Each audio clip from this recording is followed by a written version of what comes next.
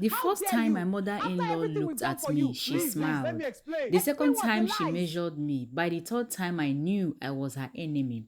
I married Kunle on a sunny Saturday in Lekki, the kind of wedding Instagram loves. White roses, drone shots, soft gospel covers. Everyone said I was lucky. A good job in tech, a loving husband, and a respectable family to marry into. What nobody posted was Mama Adewale's eyes. They never rested on my face. They scanned me, my shoes, my hair, my accent, the way I laughed too freely, the way I didn't kneel long enough. She is modern. Mama Adewale said that her lips tight. It wasn't a compliment. At first, I tried. God knows I tried. I learned to cook her favorite eforiro even though my palms burned from the pepper. I wore wrapper and buba instead of my usual dresses. I greeted her every morning like my life depends on it because somehow it did. Still, nothing was enough. She doesn't respect elders. She would tell Kunle when she thought I couldn't hear. She has turned my son into a houseboy. She cannot give you a child yet, and she is busy chasing career. That one hurts the most because every night Kunle held me while I cried silently into the pillow, wondering if my womb was broken or if I was. The day she moved in with us temporarily, everything changed. Suddenly, my home wasn't mine. My food was too salty. My cleaning was never thorough. My laughter was too loud. My silence was suspicious. One evening, I overheard her praying in the living room. God, remove this woman from my son's life if she's not from you. My chest cracked open. I wanted to scream. I wanted to pack my bags. I wanted to fight. But instead, I knelt down. Not to her, to myself. That night, I told Kunle the truth. No soft word, no pretending. I cannot keep shrinking to make your mother comfortable. I said, my voice shaking. If this marriage will survive, I need you to stand with me, not between us. With me. For the first time, Kunle didn't say she's my mother. He said, you are my wife.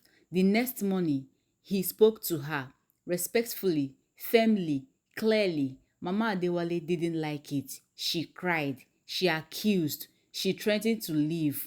But something shifted. She still doesn't love me. She may never. But she no longer fights me like I am invisible. And as for me, I stopped trying to be the woman she wanted. I became the woman I already was because love that demands you disappear, not love is control. And I survived that. If I want, I can. Peace didn't come immediately. Mama Adewale stayed quiet after Kunle spoke to her. The dangerous kind of quiet that sat in the house like thick harmattan air. She reduced her comments, but her silence was louder than insult. When I entered the room, conversation died. When I cooked, she ate without a word. When I greeted her, she answered without looking at my face. But I had chosen myself. 2 months later, my period didn't come. At first, I ignored it. Stress can do that. I told myself Lagos traffic alone could confuse a womb. But when the second week passed, my hands shook as I held the pregnancy test in the bathroom. 2 lines. I slid down the wall and laughed and cried at the same time. When I told Kunle, he lifted me off the ground like a child and spun me around the living room. We danced, we prayed, we thanked God. Then reality walked in, Mama Adewale. Kunle told her that evening. Her face froze, not with joy, not with relief, just calculation. So it has finally happened, she said. Let us hope it will last.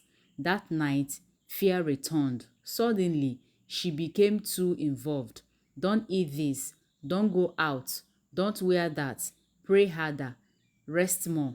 At first, it sounded like care until it didn't. She began insisting on prayers at odd hours, calling prophets I had never heard of, rubbing oils on my stomach without asking, Once I woke up to find her standing over me, whispering prayers while touching my belly. I screamed. That was the first real fight. I am the grandmother, she shouted, and I am the mother, I replied, my voice steady, surprising even me.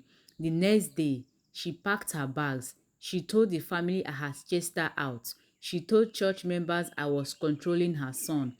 She told neighbors I was proud and disrespectful. I stopped defending myself. Pregnancy teaches you something brutal and beautiful. You cannot carry everything. Then, on a rainy Thursday afternoon, everything fell apart. I collapsed at work. The hospital smelled like antiseptic and fear. Kunle arrived breathless, eyes wild. The doctor's lips moved slowly, carefully. Severe stress, she said, threatened miscarriage. Kunle cried openly for the first time, and since I would known him.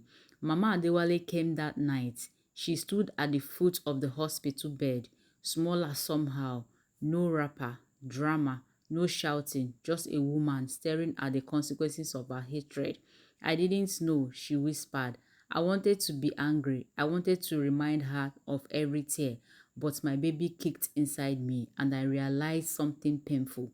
Hurt people, but healing is a choice. You don't have to like me, I said softly, but if you want to be in this child's life, you must stop trying to break me. She nodded, not fully convinced, not fully changed, but willing. Months later, I gave birth to a girl. When Mama Diwale held her, she cried, not loud, dramatic tears, quiet ones, regret-filled ones.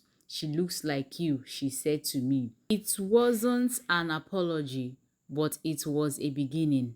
And sometimes, in Nigerian families, that is a miracle on its own. What lesson did you drive from this story? Share your thoughts in the comment section.